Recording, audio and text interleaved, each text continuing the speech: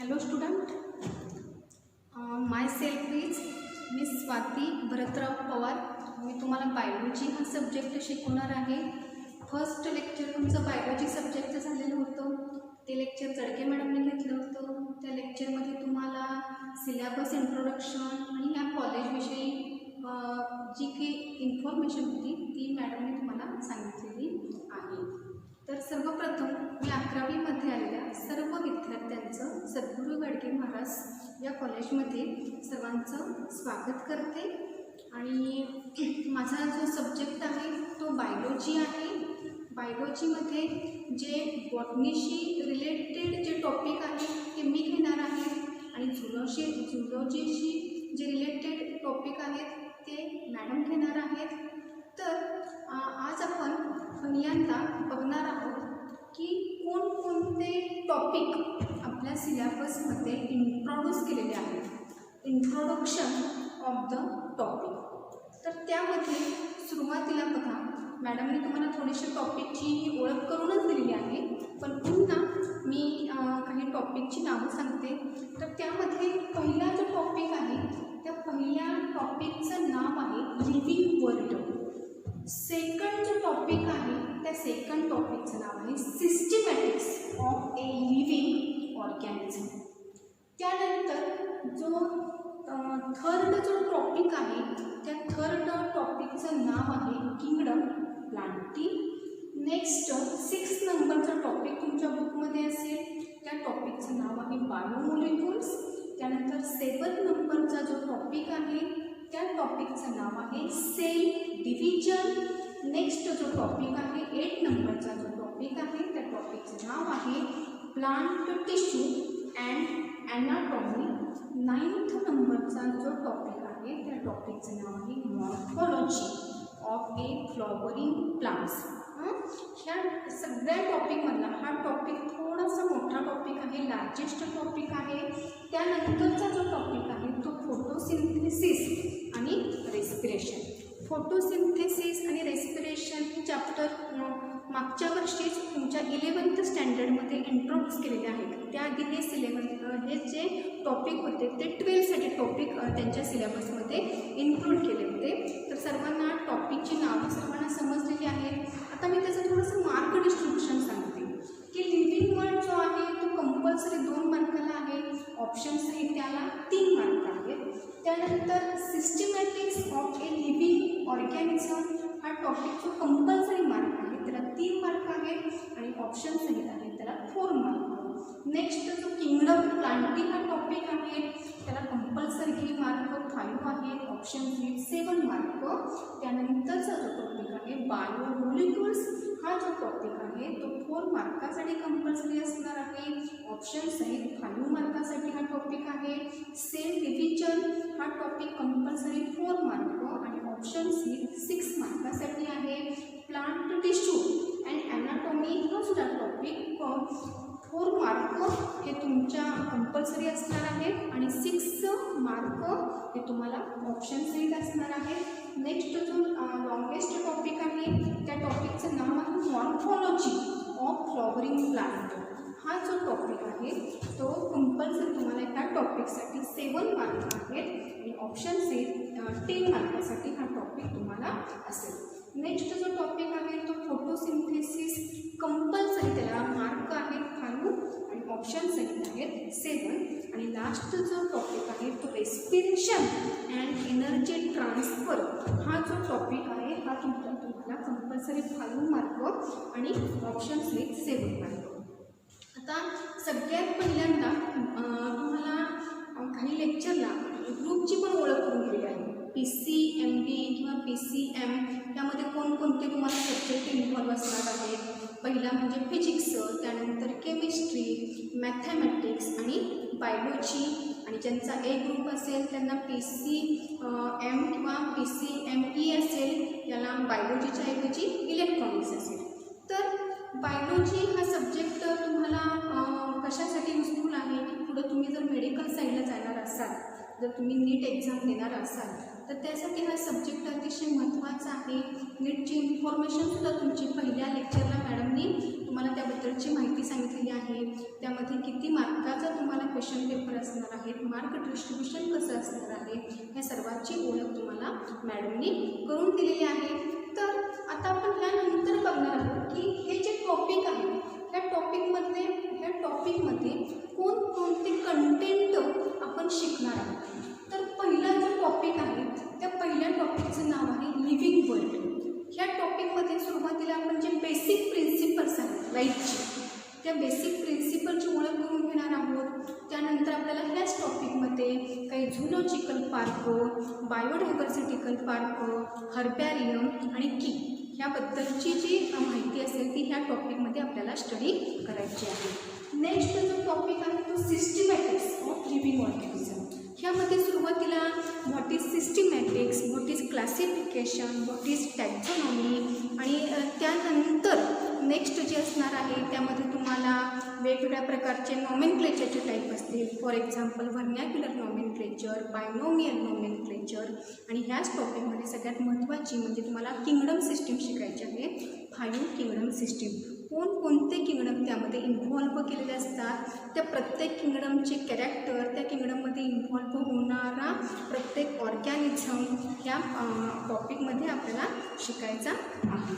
आता नेक्स्ट जो टॉपिक आहे तो किंगडम प्लांटिंग. आता हा जो टॉपिक आहे तर ह्या टॉपिकमध्ये जे 5 किंगडम आहेत, मोनेरा किंगडम आहे, प्रोटिस्टा किंगडम आहे, प्लांटी आहे, ॲनिमालिया आहे आणि फंगाय आहे. तर ह्या 5 पैकी किंगडम जो प्लांटी आहे की ज्यामध्ये सगळे प्लांट इन्व्हॉल्व होतात, ह्या प्लांटीचं आपल्याला क्लासिफिकेशन बघायचं आहे. मग क्लासिफिकेशन बघताना त्यामध्ये काही प्लांट्स हे क्रिप्टोगॅम्समध्ये इन्व्हॉल्व असतात, काही प्लांट्स हे फनेरोगॅम्समध्ये असतात. त्यानंतर मग क्रिप्टोगॅमीमध्ये मग पुन्हा त्याच्या डिव्हिजन आहेत. थॅलोफाईट आहे, ब्रायोफाईट आहे, टेरिडोफाईट आहे. पुन्हा ह्या ज्या डिव्हिजन आहेत त्या व्हॅस्क्युलर टिश्यूवर डिपेंड आहेत. म्हणजे काही ह्यातल्या ग्रुप असणार ते व्हॅस्क्युलर प्लांटचे ग्रुप असणार, काही असणार ते नॉन व्हॅस्क्युलरचे असणार. फनेरोगॅममध्ये सुद्धा अँजिओस्पर्म, जिम्नोस्पर्म, पुन्हा अँजिओस्पर्ममध्ये त्याचे 2 क्लास आपल्याला बघायचे आहेत, क्लास मोनोकॉटिलिडॉनी आणि क्लास डायकॉटिलिडॉनी. ह्याप्रमाणे ह्या टॉपिकमध्ये किंगडम प्लांटीचं जे क्लासिफिकेशन आहे म्हणजे मराठीमध्ये आपण त्याला वर्गीकरण असं म्हणतो. तर किंगडम प्लांटीचं क्लासिफिकेशन ह्यामध्ये बघणार आहोत आणि प्रत्येक डिव्हिजनची कॅरेक्टर, त्या डिव्हिजनमध्ये इन्व्हॉल्व असणारा ऑर्गॅनिझम, त्या ऑर्गॅनिझमची इन्फॉर्मेशन हे सगळं आपण त्या टॉपिकमध्ये बघणार आहोत. आता नेक्स्ट जो टॉपिक असणार तो कोणता आहे बघा, बायोमॉलिक्युल्स. आता ह्या टॉपिकमध्ये आपल्याला biomolecules for example carbohydrate, for example protein, lipid, त्यानंतर न्यूक्लिक ॲसिड मध्ये त्याचे 2 टाईप असतात. पहिला जो टाईप आहे त्याचं नाव आहे DNA, सेकंड जो टाईप आहे त्याचं नाव आहे RNA. त्यानंतर एन्झाईम, त्या एन्झाईमच्या प्रॉपर्टीज, त्या एन्झाईमचं मेकॅनिझम ऑफ ॲक्शन आणि एन्झाईम्सवर अफेक्ट करणारे फॅक्टर, ह्या सगळ्याचा जो स्टडी आहे तो आपल्याला बायोमॉलिक्यूल ह्या टॉपिकमध्ये बाळांनो करायचा आहे. आता नेक्स्ट जो टॉपिक आहे तो कोणता आहे बघा, सेल डिव्हिजन. आता सेल डिव्हिजन थोडक्यात सेल डिव्हिजन म्हणजे पेशी मराठीमध्ये. आता काही मुलं ही काही मराठी मीडियममधून आलेले आहेत, काही इंग्लिश मीडियममधून आलेले आहेत. अगदी पहिल्या लेक्चरला किंवा अगदी पहिले जे लेक्चर असतील त्यात थोडंसं तुम्हाला काही शब्द समजतील, नाही समजतील, पण नाही समजलं तर लगेच आपण टेन्शन घ्यायचं नाही. हळूहळू या सगळ्या टर्म आपल्याला क्लिअर होत असतात. सेल डिव्हिजनचा अर्थ काय की formation of the new cell from a pre existing cell. मग ह्या सेल डिव्हिजन म्हणजे काय, सेल डिव्हिजनमध्ये आपल्याला सुरुवातीला त्यामध्ये सेल सायकल बघायची आहे. ह्या सेल सायकलमधल्या स्टेजेस, त्याच्या सबस्टेजेस, त्यामध्ये कॅरिओकायनेसिस कशाला म्हणतात, सायटोकायनेसिस कशाला म्हटलं जातं, G1 फेज म्हणजे काय, G2 फेज म्हणजे काय, S फेज म्हणजे काय, हे सगळं डायग्रॅमॅटिक रिप्रेझेंटेशनद्वारे आपण सेल सायकल ह्या सेल डिव्हिजनमध्ये हा पहिला पॉईंट आपण बघणार आहोत. त्यानंतर सेल डिव्हिजनचे काही टाईप आहेत. फॉर एक्झाम्पल अमायटॉसिस, सेकंड टाईप आहे मायटॉसिस आणि थर्ड टाईप आहे मिओसिस. मायटॉसिसमध्ये किती डॉटर सेल फॉर्म होतात? 2 डॉटर सेल. मिओसिसमध्ये किती डॉटर सेल फॉर्म होतात? 4 डॉटर सेल. मायटॉसिसमधल्या फेजेस फॉर एक्झाम्पल प्रोफेज आहे, मेटाफेज आहे, ॲनाफेज आहे, टिलोफेज आहे. म्हणजे मायटॉसिसमध्ये कॅरिओकायनेसिस कसं होतं, सायटोकायनेसिस कसं होतं, मिओसिसमध्ये सुद्धा त्याच्या ज्या वेगवेगळ्या स्टेजेस आहेत या सगळ्या स्टेजेसचा स्टडी आपण सेल डिव्हिजन या टॉपिकमध्ये करणार आहोत. म्हणजे सेल डिव्हिजनमध्ये सुरुवातीला आपण सेल सायकल म्हणजे काय आणि त्यानंतर सेल डिव्हिजनचे डिफरंट टाईप म्हणजे पहिला जो टाईप आहे त्याचं नाव आहे ओमायटॉसिस, सेकंड जो टाईप आहे त्याचं नाव आहे मायटॉसिस आणि थर्ड जो टाईप आहे तो मिओसिस. आणि मग आपल्याला त्यामध्ये मायटॉसिस मिओसिसमधला difference, significance of mitosis, significance of meiosis हे आपल्याला ह्या टॉपिकमध्ये शिकायचं आहे. त्यानंतरचा जो टॉपिक असणार आहे तो प्लांट टिश्यू अँड ॲनाटॉमी. आता प्लांट टिश्यू मराठीमध्ये आपण टिश्यू म्हणजे काय म्हणतो त्याला ऊती आणि डेफिनेशन आपण काय सांगता येईल प्लांट टिश्यूची? Group of cell. आता पहिला प्रश्न आपल्याला सापडला असेल की सेल कशाला म्हणायचं? What is cell? कुठलाही ऑर्गॅनिझम असू द्या तो प्रत्येक ऑर्गॅनिझम हा सेलपासून फॉर्म झालेला असतो. मग सेल म्हणजे काय? Cell is the structural and functional unit of a living organism.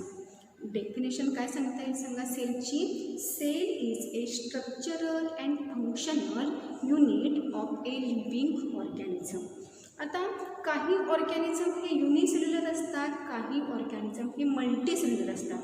आता ह्या दोन्हीचा अर्थ काय? कोणत्या ऑर्गॅनिझमला युनिसेल्युलर ऑर्गॅनिझम असं म्हटलं जातं आणि कोणत्या ऑर्गॅनिझमला मल्टीसेल्युलर ऑर्गॅनिझम असं म्हटलं जातं?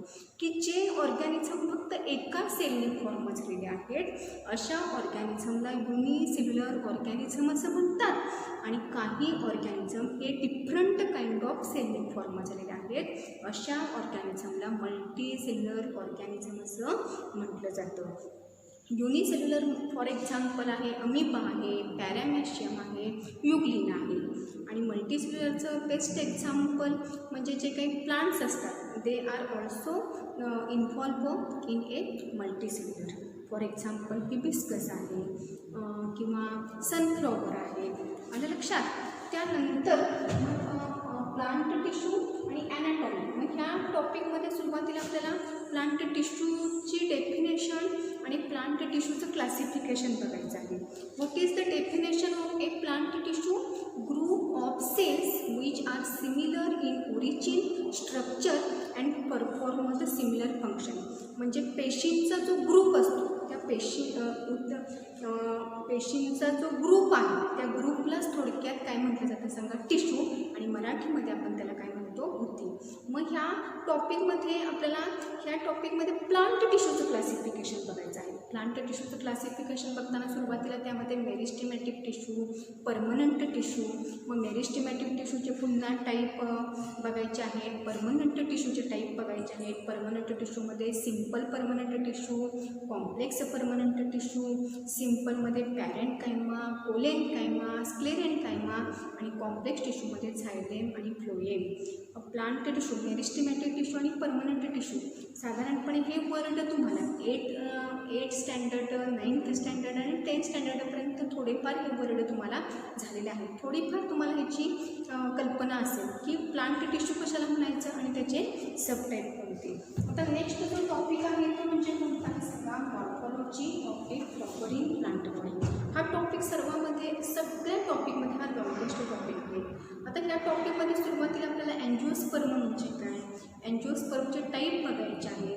त्यानंतर अँजिओस्पर्मिक प्लांट बॉडीची डायग्रॅम, ही अँजिओस्पर्मिक प्लांट बॉडी कशी डिवाईड होते, त्यामध्ये कोणकोणते पार्ट असतात, त्या प्रत्येक पार्टचं एक्सप्लेनेशन बघायचं आहे. म्हणजे फॉर एक्झाम्पल ह्या टॉपिकमध्ये आपल्याला पहिल्यांदा रूटचा स्टडी करायचा आहे. रूट झाल्यानंतर स्टेम, स्टेम झाल्यानंतर लीफ झाल्यानंतर फ्लॉवर, फ्रूट, इन्फ्लोरसन्स, सीड. त्यानंतर ह्याच टॉपिकमध्ये शेवटी आपल्याला 3 फॅमिलीज बघायच्या आहेत. मग त्या फॅमिलीची व्हेजिटेटिव्ह कॅरेक्टर कोणती आहे, त्या फॅमिलीची रिप्रोडक्टिव्ह कॅरेक्टर कोणते आहेत, त्यामध्ये त्याचा फ्लोरल फॉर्म्युला, त्याच्यामध्ये इन्व्हॉल्व असणारे एक्झाम्पल, हे सगळं आपण ह्या टॉपिकमध्ये बघणार आहोत.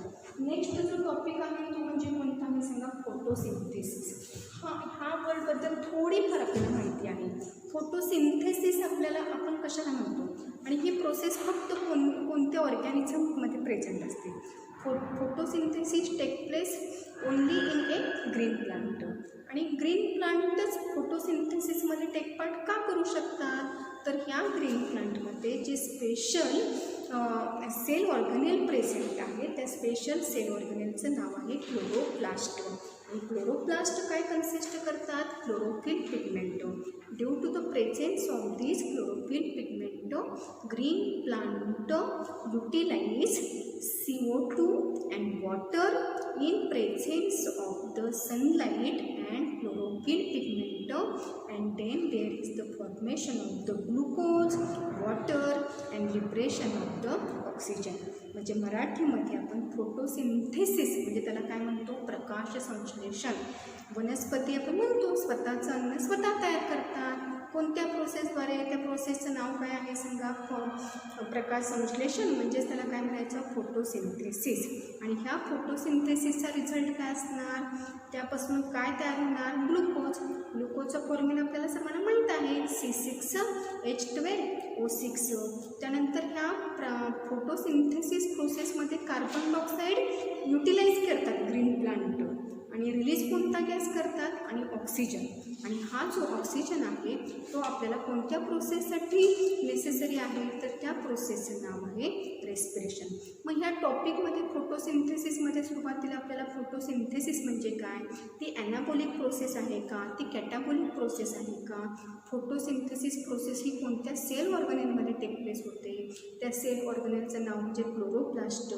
मग त्या क्लोरोप्लास्टमध्ये प्रेझेंट असणारे पार्ट, त्या पार्टचे फंक्शन्स, त्यानंतर आपल्याला क्लोरोफिल पिगमेंट वेगवेगळे बघायचे आहेत की फोटोसिंथेसिसमध्ये ह्या क्लोरोफिल पिगमेंटचा किंवा फोटोसिंथेटिक पिगमेंटचा रोल कोणता आहे आणि कशासाठी हे पिगमेंट्स प्रेझेंट असतात.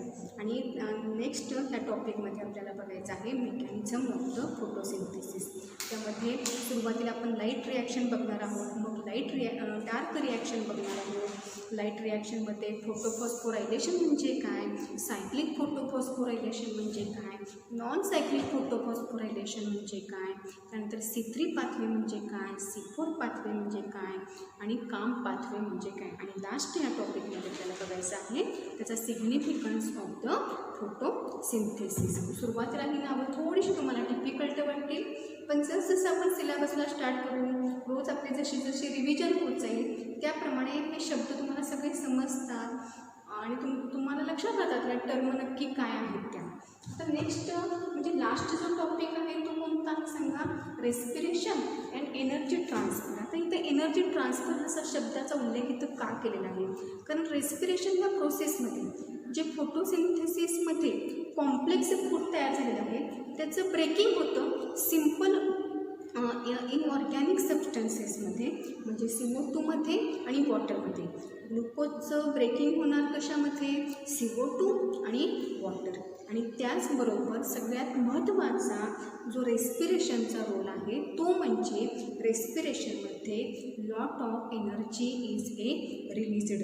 आणि ही जी एनर्जी रिलीज झालेली आहे ती एका स्पेशल एनर्जी रिच मोलिक्यूलमध्ये स्टोअर केलेली असते. त्या स्पेशल एनर्जी रिच मोलिक्यूलला ATP मोलिक्यूल असं म्हणतात. ATPचा लॉंग फॉर्म आहे ॲडिनोसिन ट्रायफॉस्फेट. मग रेस्पिरेशनमध्ये सुरुवातीलाच आपल्याला व्हॉट इज रेस्पिरेशन, त्यानंतर रेस्पिरेशनचं equation, structure of the ATP, synthesis of ATP, role of ATP, रेस्पिरेशनचे type. There are the 2 type of the respiration. पहिला जो टाईप आहे त्या पहिल्या टाईपचं नाव आहे एरोबिक रेस्पिरेशन आणि सेकंड जो टाईप आहे त्या सेकंड टाईपचं नाव आहे अनएरोबिक रेस्पिरेशन. आता एरोबिक म्हणजे काय आणि अनएरोबिक म्हणजे काय, की जे रेस्पिरेशन ऑक्सिजनच्या प्रेझेन्सीमध्ये होतं अशा रेस्पिरेशनला एरोबिक रेस्पिरेशन असं म्हणतात. आणि अनएरोबिकचा अर्थ काय, कोणत्या रेस्पिरेशनला अनएरोबिक रेस्पिरेशन असं म्हटलं जातं, की जे respiration take place without the presence of the oxygen. This type of the respiration is known as a anaerobic respiration. म्हणजे मराठीमध्ये त्याला आपण ऑक्सिश्वसन आणि विनॉक्सिश्वसन आणि आणि मग एरोब्स म्हणजे एरोबिक रेस्पिरेशनमध्ये टेक पार्ट करणारे कोणते ऑर्गॅनिझम असतात, अनएरोबिक रेस्पिरेशनमध्ये टेक पार्ट करणारे कोणते ऑर्गॅनिझम असतात. त्याचप्रमाणे सगळ्यात महत्त्वाचं ह्या टॉपिकमध्ये आपल्याला लर्न करायचं आहे मेकॅनिझम ऑफ ए रेस्पिरेशन. आता मेकॅनिझम म्हणजे ॲक्च्युली रेस्पिरेशन ही प्रोसेस कशी घडून येते त्यासाठी काही वेगवेगळ्या स्टेप असतात. मग फॉर एक्झाम्पल पहिली जी स्टेप आहे रेस्पिरेशनमध्ये एरोबिक रेस्पिरेशनची जी पहिली जी स्टेप आहे ती ग्लायकोलिसिस आहे. सेकंड जी स्टेप आहे ती क्रेब्स सायकल आहे आणि थर्ड जी स्टेप आहे त्या थर्ड स्टेपचं नाव आहे ETS आणि ETSचा लॉंग फॉर्म काय आहे तर इलेक्ट्रॉन ट्रान्सफर सिस्टीम व त्याला इलेक्ट्रॉन ट्रान्सफर चेन असं म्हटलं जातं. आणि मेकॅनिझम एरोबिकचं झाल्यानंतर मग मेकॅनिझम आपल्याला कशाचं बघायचं आहे अनएरोबिकमध्ये मग पहिली जी प्रोसेस आहे ती ग्लायकोलिसिस असणार, त्यामध्ये डिकार्बोक्सिलेशन प्रोसेस असणार आणि सगळ्यात शेवटी आपल्याला बघायचं आहे की फर्मेंटेशन म्हणजे काय आणि मग ह्यामध्ये आपल्याला डिफरन्स करायचा आहे एरोबिक रेस्पिरेशन, अनएरोबिक रेस्पिरेशन आणि सगळ्यात लास्ट जो पॉईंट असणार तो ह्यामध्ये सिग्निफिकन्स ऑफ रेस्पिरेशन. एवढे कंटेंट आपल्याला ह्यामध्ये लर्न करायचे आहे. तर सर्वांना टॉपिकची नावं समजलेलीच असतील. मी जे टॉपिक घेणार आहेत त्या टॉपिकची नावं मी इथे इंट्रोड्यूस केलेली आहेत. पुन्हा एकदा मी टॉपिकची नावं रिपीट करते. टॉपिक नंबर फर्स्ट कोणता आहे सांगा लिव्हिंग वर्ल्ड आहे. सेकंड जो टॉपिक आहे त्या सेकंड टॉपिकचं नाव काय आहे सिस्टमॅटिक्स of the living organism. Third जो टॉपिक आहे तो कोणता असणार सांगा किंगडम प्लांटी. नेक्स्ट जो टॉपिक आहे तो टॉपिक कोणता आहे सांगा त्या टॉपिकचं नाव आहे biomolecule. Next cell division. Next topic is a plant tissue and anatomy.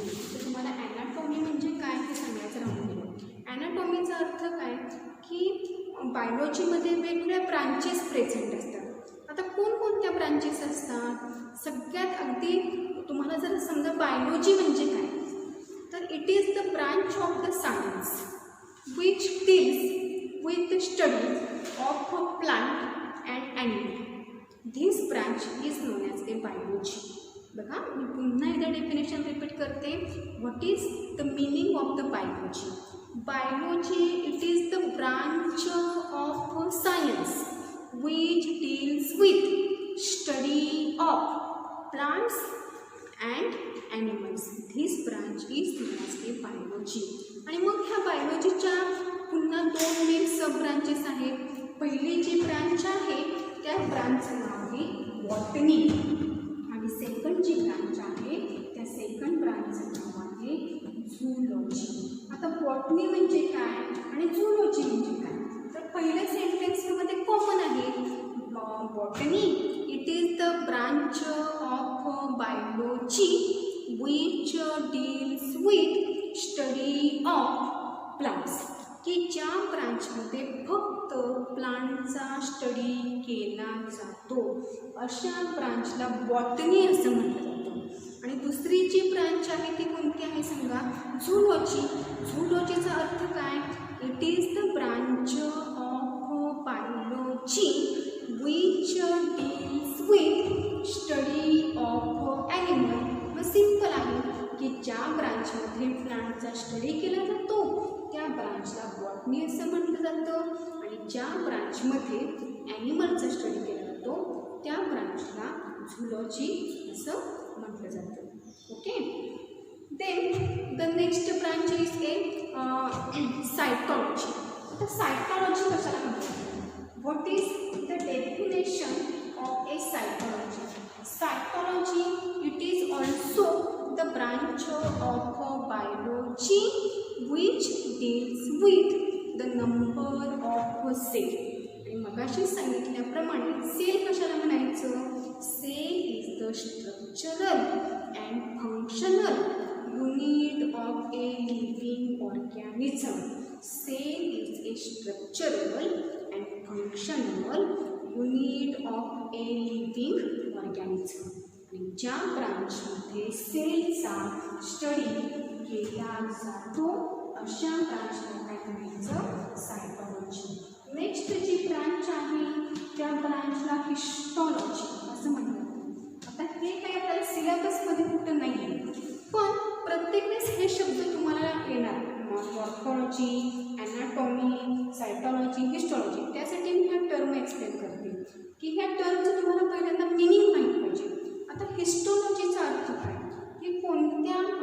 हिस्टॉलॉजी असं म्हणलं जातं की ही सुद्धा ब्रांच कशाची आहे, बायोलॉजीची ब्रांच आहे. पण ह्या ब्रांचमध्ये स्टडी कशाचा केला जातो, it deals with the study of tissues. आणि मला जे सांगितल्याप्रमाणे टिश्यूजचं जे फॉर्मेशन आहे ते कुणापासून होणार सांगा, सेल. म्हणजे टिश्यूचे आपण डेफिनेशन काय सांगा सांगा, group of a cells which are similar in origin, structure and performing similar function. Okay, मग histology, it is the branch of biology which deals with the number of the tissues. त्यानंतर मग next there are lot of branches. For example, morphology. Morphology means it is the branch of biology which deals with the study of external character of a living organism. Anatomy means it is the branch of biology which deals with the internal structure of a living organism. Microbiology, it is the also branch of biology which deals with the number of the microorganism, for example bacteria, for example viruses. So these are the some example of the branches of the biology. So in this lecture we learn what is the syllabus of biology and which content involved in this topic. In next lecture we see the topic. This topic name is a morphology of a flowering plant. Thank you.